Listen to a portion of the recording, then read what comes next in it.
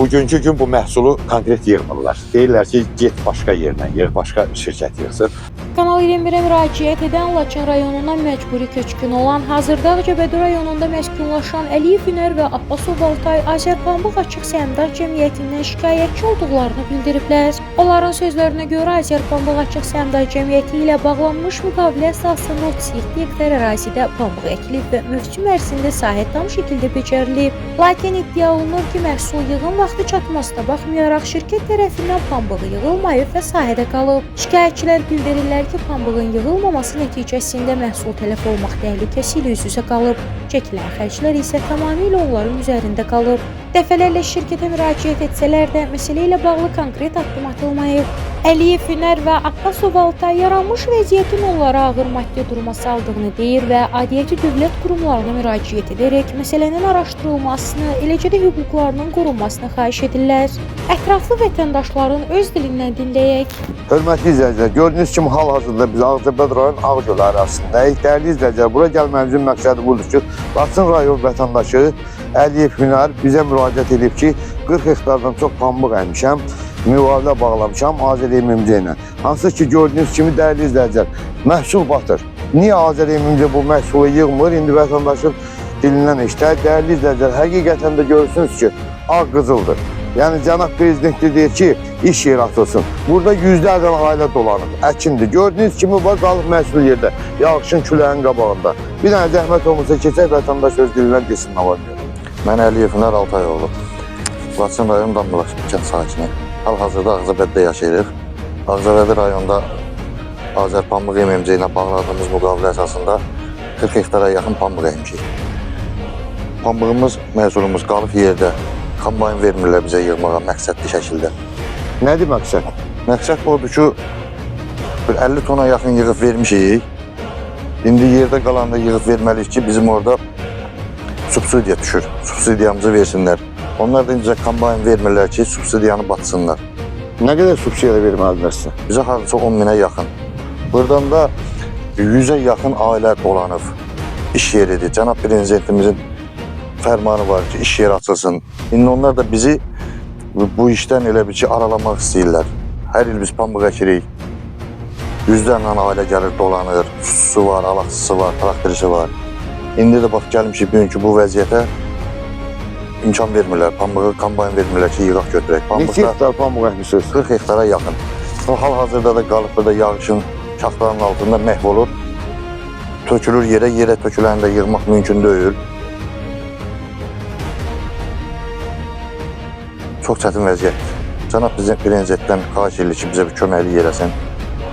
Pambığı yığaq götürək. 40 hektarın hamısı bu ərazidədir, burada yoxsa? Yox, burada da var, yerdə qalanında Xocavəddədir. İndi buranı çəkək. Ağcabədi rayon Xocavədd? Hə, Xocavədd kəndində, Ağcabədi rayon. Buranı çəkəndən sonra da gedək Xocavədd rayonunda kəndində çəkək. Baxın, görün, məhsul hamısı qalıb yerdə götürə bilir. Altay Əloğlu, Əliyev Hünər onun atasıyam. Nədir problemimiz? Problemimiz odur ki, Ağcabədi rayon filialı Azərpambıqla 37 hektar müqaviləmiz var. Bəli. Birinci çox çətinliklə, çox xahişlə, minnətlə bizə texnika verdilər. Pambıq yerə töküləndən sonra da belə deyək, oktyabr ayının hardasa 20-si. 50 ton pambıq yığdıq verdik, pambıq az çıxdı. İndi onu təkrar ikinci dəfə yığılmasına şərait yaratmırlar.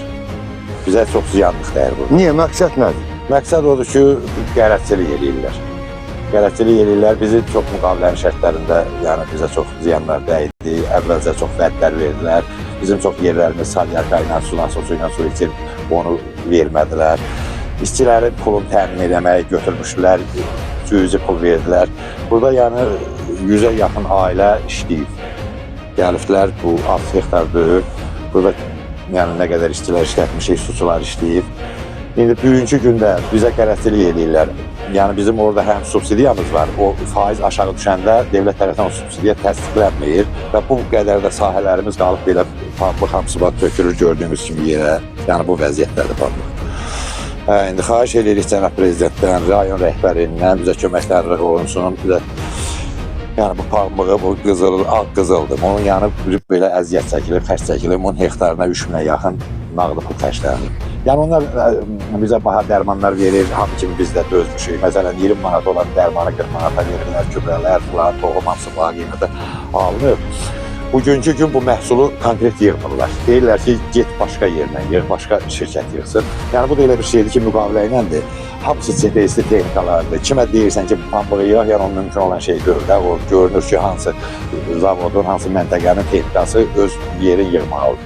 Yəni burada da belə bir vəziyyətdir. Yəni bu 37 hektar yerdir hardasa, hələ artıqdır. Nə qədər məhsul var hal-hazırda burada? Burada təxminən elə bu yer, yəni bu pambıq görükür, indi bunu başı çıxanlar bilir, yəni bu vəziyyətdədir pambıq. Burada 20 sentinə yaxın pambıq var. Burada hardasa 60 ton, 50 ton burada ən azı pambıqdır. Yəni bizim də ora borcumuz var. O borcu nə yığıb bağlayandır ki, texnika verirlər. Nə subsidiyanı məsələn ala bilmirik. Yəni bu məhsulu götürülmür. İndi ilin sonudur. Biz bu torpağın əkinlə biçimlə 2024-ün axır aylarından başlamışıq. İndi 2026-ya yekunlaşır, giririk. Hələ bizim məhsulumuz göz qabağında belə qalır sahələrdir. Bu hansısa bir dövlət qurumuna müraciət eləmişsiniz? Yox, eləməmişik. Yəni düyünə qədər gözləmişik. Düyünə qədər söz verirdilər. 2-3 gündən qabağa qədər demişlər ki, biraz da gözləyin. Yəni 1-2 dənə texnika kampaniya verilir, nə varsa yığılıb götürüləcək hamısı. İndi konkret deyirlər ki, bizlik deyil. Biz yəni bunu Ağranom zəng elədi, ərazi Ağranomu dedi ki, ya deyirlər ki, göstəriş var, rəhbərlik, şirkət rəhbəri deyir ki, yığmayın. Sonda Kanal 21 olaraq onu da bildirək ki, səsləndirilən fikirlərə görə heç bir məsuliyyət daşımırıq və qarşı tərəfin də mövqeyini işıqlandırmağa hazırıq. Kanal olaraq ictimailəşdirmək bizim işimizdir, tədbir görmək və ümid isə aidiyyəti qurumlara və Allaha qalır.